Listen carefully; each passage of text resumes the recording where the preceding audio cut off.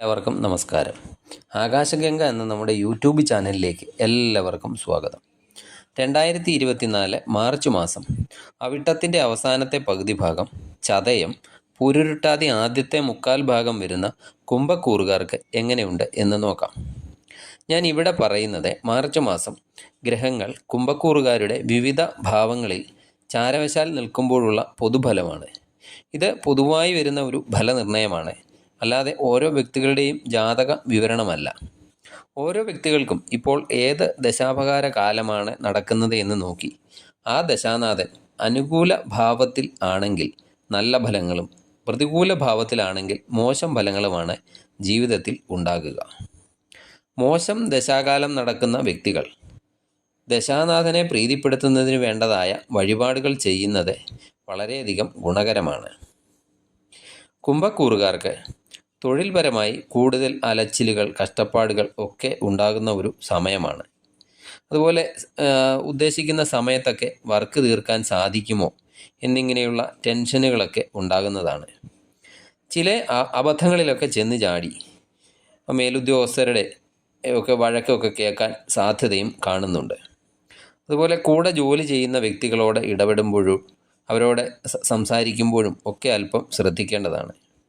മാസത്തിൻ്റെ പകുതിക്ക് ശേഷം ഈ കുഴപ്പങ്ങളൊക്കെ മാറി നല്ല പുരോഗതിയൊക്കെ തൊഴിലിൽ ഉണ്ടാകുന്നതാണ്. സ്വന്തം ചുമതലകൾ മറ്റുള്ളവരെ ഒരു കാരണവശാലും ഏൽപ്പിക്കരുത്. അത് പിന്നീട് പാരയായി വരുന്നതാണ്.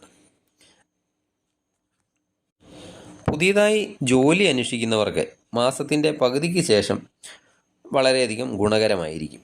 അതേസമയം വിദേശ ജോലി അന്വേഷിക്കുന്നവർക്ക് മാസത്തിൻ്റെ ആദ്യ ഭാഗങ്ങളാണ് കൂടുതൽ ഗുണകരമായിട്ടുള്ളത്. ബിസിനസ്സുകാർക്ക് ഒരു ആവറേജ് രീതിയിൽ പോകുന്ന ഒരു മാസമായിരിക്കും മാർച്ച് മാസം. അതായത് വലിയ ലാഭവും വലിയ നഷ്ടവും ഒന്നുമില്ലാതെ കടന്നു പോകുന്ന ഒരു മാസമാണ്.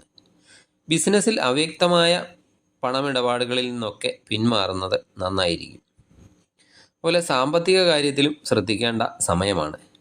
സാമ്പത്തിക ഇടപാടുകളിൽ കുഴപ്പം ഒന്നും ഉണ്ടാകാതെ ശ്രദ്ധിക്കണം. സാമ്പത്തിക നേട്ടത്തിന് വേണ്ടി ചെയ്യുന്ന പല പ്രവൃത്തികളും നിരാശയായിരിക്കും സമ്മാനിക്കുക. വരവ് ചെലവ് കണക്കുകളൊക്കെ പൊരുത്തപ്പെട്ട് കൊണ്ടുപോകാൻ അല്പം പ്രയാസം നേരിടേണ്ടതായി വരുന്നതാണ്. ആർഭാടങ്ങളും ആഘോഷങ്ങളും ഒക്കെ മാർച്ച് മാസത്തിൽ ഒഴിവാക്കുന്നത് നല്ലതായിരിക്കും. വിദ്യാർത്ഥികൾക്ക് അനുകൂലമായ സമയമാണ്.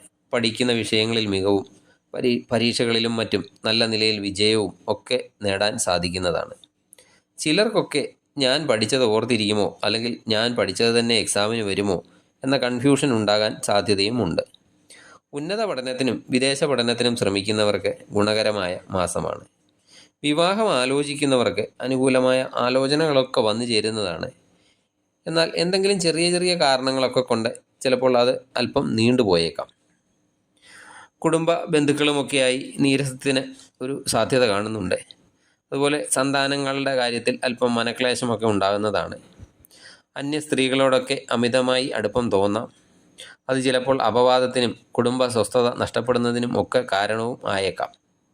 ആവശ്യമില്ലാത്ത വാഗ്ദാനങ്ങളൊക്കെ നൽകിയതിൻ്റെ പേരിൽ സുഹൃത്തുക്കളുമൊക്കെയായി പിണങ്ങേണ്ടതായി വരുന്നതാണ്. ബന്ധുക്കളൊക്കെ ചിലപ്പോൾ ശത്രുചേരിയിലൊക്കെ ആകാൻ സാധ്യതയും കാണുന്നുണ്ട്. ഈശ്വരചിന്തയൊക്കെ കൂടുതൽ വർദ്ധിക്കുന്ന സമയമാണ് മാർച്ച് മാസം. പഴയ വാഹനമൊക്കെ മാറ്റി പുതിയ വാഹനമൊക്കെ വാങ്ങാൻ സാധിക്കുന്നതാണ്. അതുപോലെ ഭൂമി കൈമാറ്റത്തിനായുള്ള അവസരങ്ങളും ഒക്കെ വന്നു ചേരുന്നതാണ്. ദമ്പതികൾ തമ്മിൽ ചെറിയ ചെറിയ സ്വരച്ചേർച്ച കുറവിനും ഒക്കെ സാധ്യത കാണുന്നുണ്ട്. അധ്വാനമൊക്കെ കൂടുന്നത് മൂലം ആരോഗ്യകാര്യത്തിലും അല്പം ശ്രദ്ധിക്കേണ്ടതാണ്.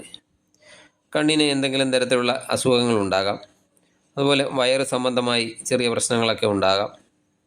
യാത്രകളിലും വാഹനം ഉപയോഗിക്കുമ്പോഴും ഒക്കെ അല്പം ശ്രദ്ധിക്കേണ്ടതുണ്ട്. ദൈവാധീനത്തിനായി ശാസ്താവിന് നീരാഞ്ജനം വഴിപാട് കഴിക്കുന്നത് നന്നായിരിക്കും. അതുപോലെ ശിവ ഭഗവാന്റെ ക്ഷേത്ര ദർശനം നടത്തി ധാര, കൂവളമാല എന്നീ വഴിപാടുകൾ നടത്തുന്നത് നല്ലതാണ്. മഹാവിഷ്ണു ക്ഷേത്ര ദർശനം നടത്തി പ്രാർത്ഥിക്കുക. കഴിയുന്ന വഴിപാടുകളൊക്കെ മഹാവിഷ്ണുവിന് നടത്തുക. നിങ്ങൾക്ക് നല്ലൊരു മാസമായി തീരട്ടെ മാർച്ച് മാസം എന്നാശംസിക്കുന്നു. നന്ദി, നമസ്കാരം.